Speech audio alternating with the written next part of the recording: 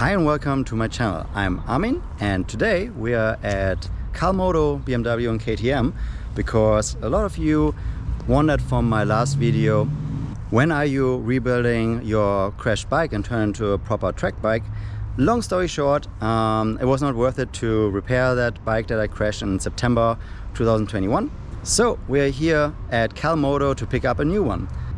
And then, most importantly, this is really the first video of just gonna pick up the bike today and then ride it off into the sunset to break in the engine. With brand new BMWs, you need to put 600 miles on them before you can get full engine power unlocked. So we're gonna start with that today. But then we will start right away changing almost everything from that bike. So I got a stock S1000 and we're gonna make it a proper track bike. We're gonna replace the suspension, fairings, exhaust, everything, put it back together and make it a little track weapon as it should be. So if you're interested in the S1000 modifications, how it from a super bone dry stock bike to a track bike, definitely subscribe so you can see all the changes. And as always, I will link all the products and things that we do to the bike so you can do that at home as well if you like those modifications. But without further ado, let's have a look at the bike.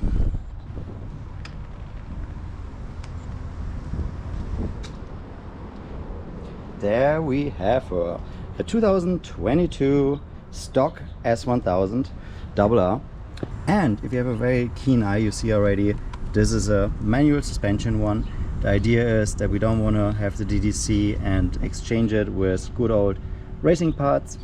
The only upgrade that this one has is the forged aluminum wheels. The reason I went for those is A, of course they are a lot lighter, and then B, you also get the proper sized brake disc with this. If you actually go with the cast iron ones, you will not get the bigger rotors, and we definitely want to have the proper stopping power. Then also with the 2022 model you have now the Nissan calipers, so no more haze. They got all retired after a couple of recalls and issues. Else this bike is almost identical to the 2021 version. There's now some like USB adapters so you can charge your phone, but mostly everything is the same. So yeah, just picked this up, still has the original film on. We're gonna leave that on because one of the first mods will be a screen protector to just keep that nice and tight. Then you see here everything is basic. Manual suspension, this is gonna be nice. We're gonna change the interior and put some Öhlins cartridges in. Oh, also here it's the first RR that I have without cruise control. So as this one has simpler packages, no cruise control on this one. Also, this doesn't have all the ride modes right now, the pro modes, so I would have to go back to BMW and get those added. You can add them in software. It's probably going to be a hefty extra charge, but then you get pro modes for track setup as well. All right, let's fire up.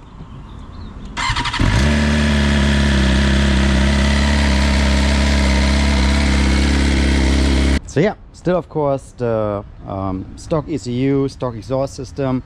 So right, that's all gonna have to be changed for the track bike. But yeah, without further ado, it's a lovely day here in California. It's sunny, it's not too hot.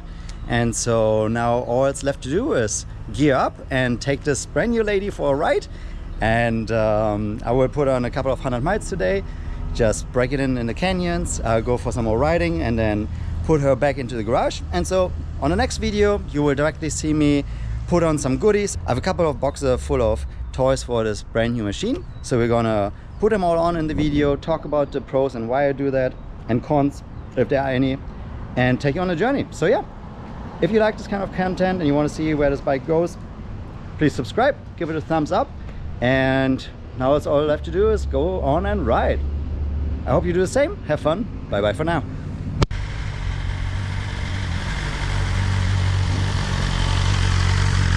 And now, welcome to my garage. We have the brand new S1000 in the garage. I directly started off with a little but pretty big break-in ride. So I did 150, 160 miles of twisties. For anyone in the Bay Area, I started with Mainz Road.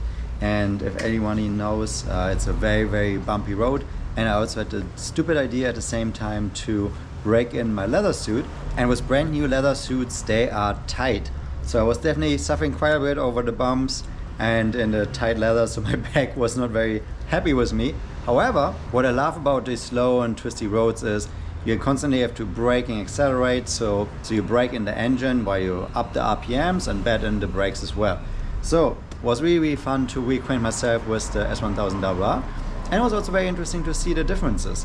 So there's definitely a couple of refinements that this 22 model has over the 2020 model that I had previously. Number one, there's actually now a USB charger port in the trunk.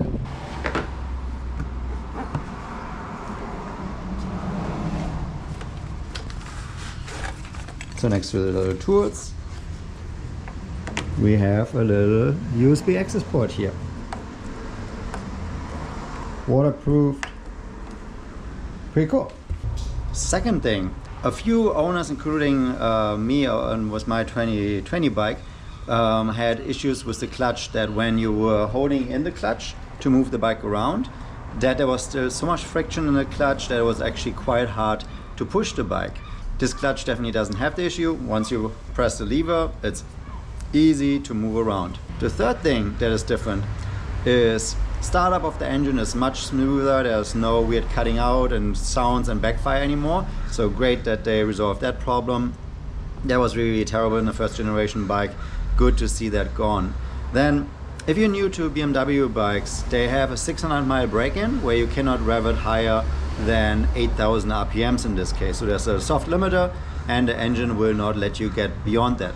Reason is, you don't want to rev the engine to oblivion in the beginning so that the cylinders can bed in to the engine block nicely, and you have a good break-in period for the engine. Despite the limiter, and this bike feels pretty snappy.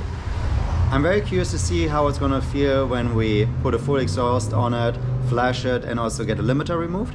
But for the beginning, where it's on a very limited power, it felt actually really good. Especially in the higher gears where the torque maps are less restricted, the bike moved really, really nicely. Some racers say the 2020 model has a little bit more power than the previous ones. We'll find that out on the racetrack. And last thing before we get actually working on the bike, I mentioned that when I picked it up, I got the base model with the forged aluminum wheels. The one bike that you see a lot is the BMW Racing Color ones, the blue, white and red, so the mostly white bike. That is the M Sport package bike, not the M1000, that's a different package yet again, but the S1000M has the carbon fiber wheels standard and has the white paint job. That's what I had before. This one is the most basic model that you usually cannot find, so I had to special order it with the better wheels. What you see most often in the dealerships, if it's like a black one, a red one, or a silver one, or any other colors but the M Racing colors, that is usually the premium package that has most options minus the carbon wheels and a couple of other M goodies like the seat and the battery. Alright, you can see in the background we have some Alpha Racing boxes, and here's another box full of goodies, and we will put these parts on episode by episode. For now, we will start with a very, very simple mod. We will get some spools on. This time they are from R&G. Let's see how they compare to previous ones. Last ones was from Pitbull, which worked very nicely with my Pitbull stance. The reason is why I put these amounts on is once I have the spools on, I can get the bike off the ground and we can get the scales under the tires. So this is the first mod, then we're gonna top off the gas tank, and then we're gonna weigh this baby and see how much this S1000 in this particular trim weighs from the factory. Alrighty, let's have a look at these bad boys. Here's some stickers, don't need that. R&G is always a little heavy-handed with their labeling, so they always want to have you know that's an R&G. Not a big fan of that. Interesting touch though is they come with little spaces, and that is great because this will fit exactly in here. With the Pitbull ones, they didn't come with a spacer, so I had to use a couple of spacers myself. This one is exactly the right size, so this will make a perfect flush fit. Alright, you need a 6mm Allen wrench, and we're gonna use a good amount of blue Loctite. You could even use red Loctite, but I always only use blue one. For these guys, I use a good amount. because I never take them off. Once they go on the bike, they stay on. So I just hand tighten it and then you snug it down. You could use a torque wrench for that, but once you can move it further than with one hand like this, that is tight enough. There's also Loctite in it, so it will double secure it. If you're not a fan of the R&G lettering like here, you can just use a Sharpie and black it out. Alright, it's that easy. Let's do the other side and then we get it on the lift. Alright, now we can get our trusted pitbull stand. Let's see, pitbull stands are adjustable in width. Let's see, you probably have to adjust it a little bit. Alright, widest setting, second try.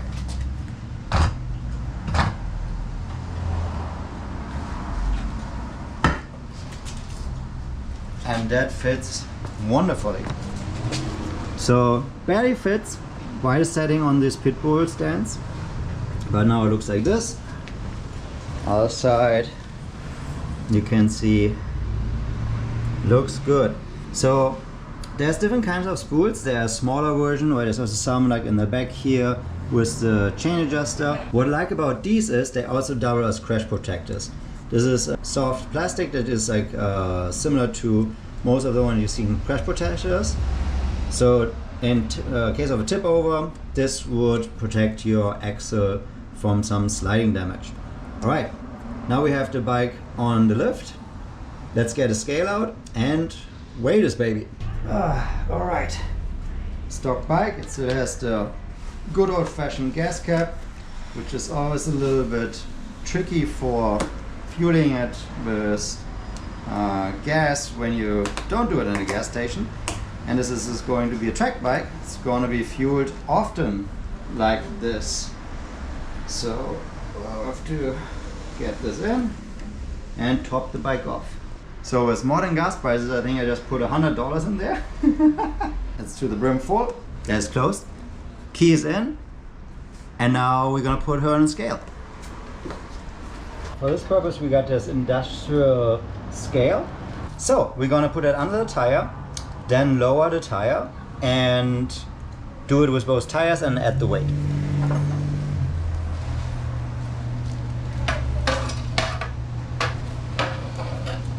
So that fits in nicely here. 0, I will put that here for viewing pleasure.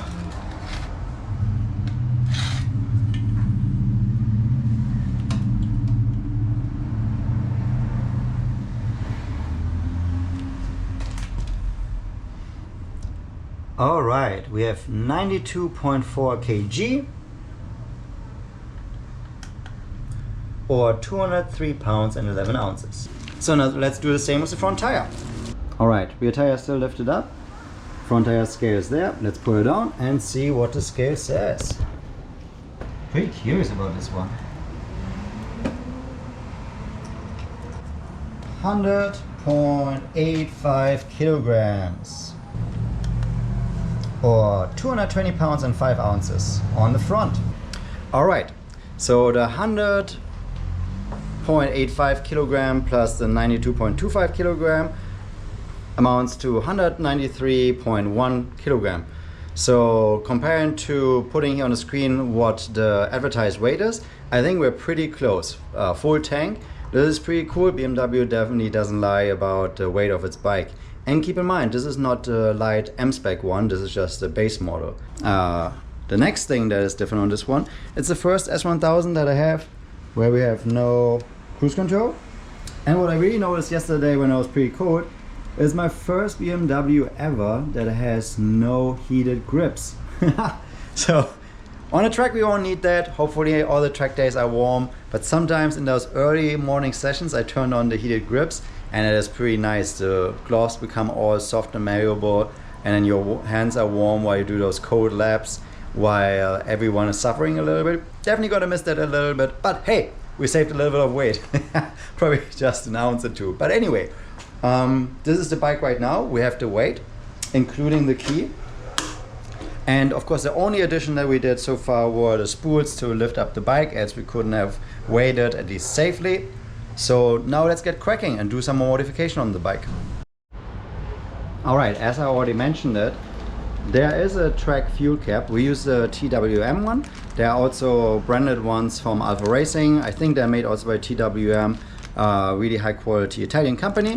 So we're gonna use this one. All you need is the standard BMW Torx screwdriver, get a couple of stock screws out and put this one in. So we're gonna do that real quick. So this is the tool of choice.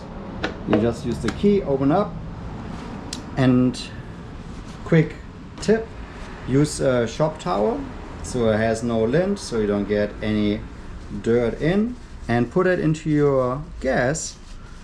Reason is, if you drop a screw, you don't want it to fall into the gas tank, because fishing that out will be super annoying.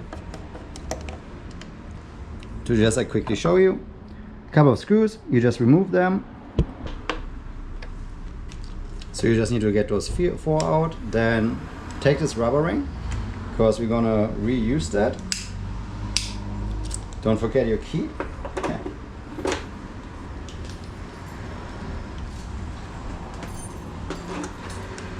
And then I always like to keep things together. So if we close this and have the screws in here, you cannot lose them. So we're gonna put them in. Good that I have the rack in there. And now close it. So you see we have the screws. They will never be lost because they're stuck in there. And then you put it aside.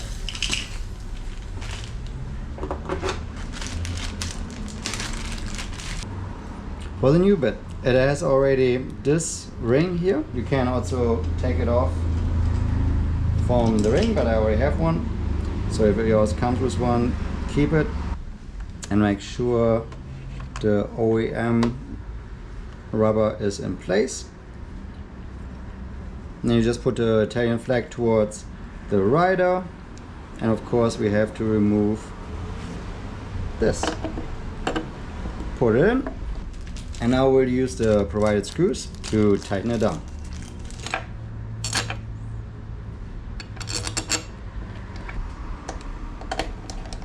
Torque wise, you really just need to make them snug. Make sure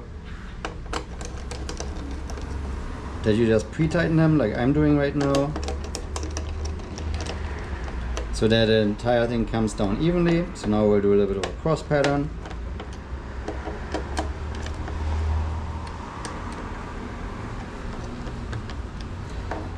And then you just tighten it, make it hand snug. Right, this is very unlikely to come out, but of course on a racetrack you don't want to have any screws come out. So I'm making sure they're all in until I cannot turn them any further with one hand without too much effort. Going in circles. This one is tight. This one is tight. Alright, the locking mechanism is a little dry. I wonder if it usually gets lubricated by a little bit petrol, but now it all works again. Wonderful. So, first mod added. We have this one out. Because of the lock in it, it is probably slightly heavier than the replacement part. But we're not gonna weigh the bike just for this. There's probably only a minimal difference. So we'll just continue working. All right, next up, not necessary for a track bike, but I will keep the dashboard, and I really like to have a clear vision. So a screen protector for me is a must. Very easy to install. This is from Moto Million. I don't know why, but they provided with me 2. Maybe it was a mistake. Maybe they always come in 2. Definitely curious to try them out. I had previously the BMW one installed, which is really nice, but it was like $90, which is a total ripoff. So these ones are a lot cheaper. I don't know the exact price, but all the items will be listed in the video description. So we're gonna show you how to put this one on. It's really easy. Clean the screen, put it on, and then you have an extra layer, a sacrificial layer, just like on your phone protectors over the screen. So if you get any scratches, you can replace that, because I look quite a bit on a display, especially on the straights. So I want to have that scratch free. Definitely not necessary for a track bike, but I like it, so there we go. If you're lucky, your dealer left this protective foil on that is over the screen. We can pull that off and we should have a perfectly clean screen. To just make it a little bit easier to work, I will remove the windshield and then we can get in there to get this one applied. If you have never removed the windscreen, just 4 simple screws.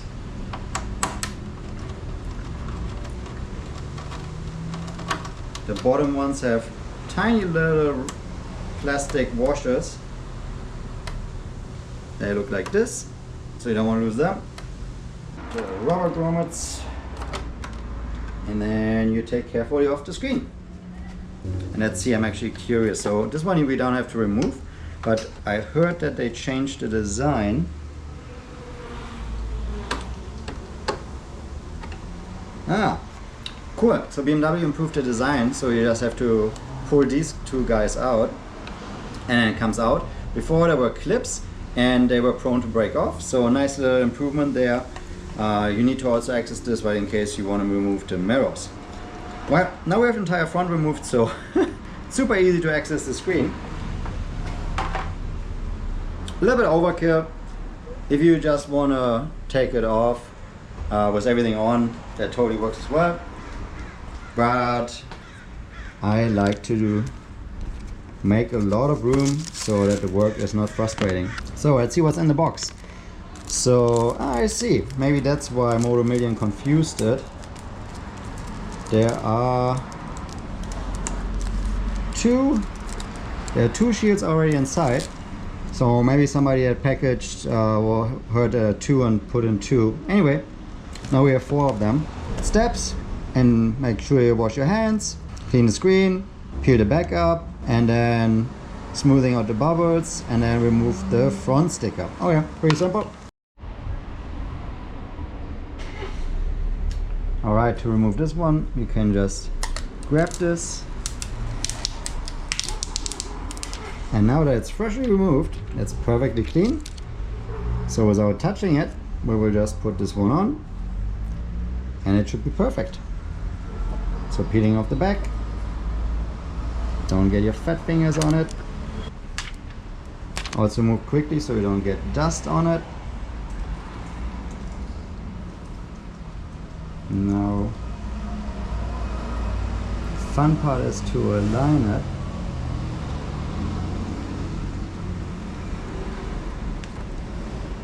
So these come very easily off. Okay, so it's a little bit smaller than the entire screen, so you have to make sure it's a little bit centered. Definitely a little bit finicky. I feel like the BMW one was a little bit easier to apply, but then it was also like 3 times the price. Alright, let's try that, to hold it down in one corner and then arrange it. Okay, this is taking some patience. Yeah, I'm not a big fan that it's a little bit smaller than the entire screen. So it will be exactly the same size. You just align it with the bezel and you're good. This one likes to make it a little more complicated. There. Okay. Let's get out the air bubbles. Okay, yeah, the BMW one is definitely nicer. So if you want to have it a little bit easier install, like definitely had no air bubbles, get yourself the fancy $90 screen protector. But I think this one will do just fine. Alright, and for day one we're gonna do one more, because I find sport bikes are almost unrideable without those. And what I'm talking about is Stomp grips. These go on the tank There's two ways to install them. One with water and a little bit washing detergent, so you can move them around, or you just apply them. You can remove them again. They don't stick so intensely quickly that you cannot remove them easily. Also, if they wear out, you can usually peel them off very easily. Anyway, these are like $50–60, and together with the foot pegs, the tank gives you the best hold on the bike. So putting them on the bike right away, I think, is super important. If you have never tried it, try this out. I think for track riding, they're absolutely mandatory. I would not ride a bike on track without them, because you just like slide around in a tank, and that's really not cool. You want to be locked in. So I love those things. Cannot recommend them more. Let's put them on.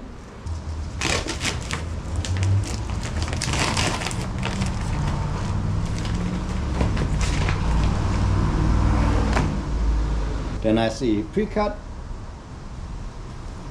Now you can just use a little bit of water with just a drop of detergent in it. Make that area wet. So with this method, you should not ride the bike in 24 hours so that this can properly adhere. Hardest part, as always, is to get it backing up. So, little time lapse, we already have the one side installed. The battery died on me, so I will just show you how we're gonna install the other side right here and get a nice little grip on. Okay, let's do it. Good. Second side, you want to make sure it's clean. Also, don't have any wax products on it, so if you have a wax cleaner or so, you can be super pedantic and clean it with isopropyl alcohol, or you just use some wash detergent and water like I did. So we're gonna take this out, spray a little bit soapy water on it, position it, and then push out the bubbles and leave it for drying. Peeling this off, putting a little bit of soapy water on here as well, and then let's position this guy. I mean, the main thing is really that you get it on. So if it's a little bit off, that would not be a problem for the functionality, but I always want to be exact, so it is looking exactly like on the other side. Pretty good. And then you can work it from one side starting to the other, so you get way less air bubbles in there. And just like to show you with the soapy water, you can take it off, no problem, and reposition it.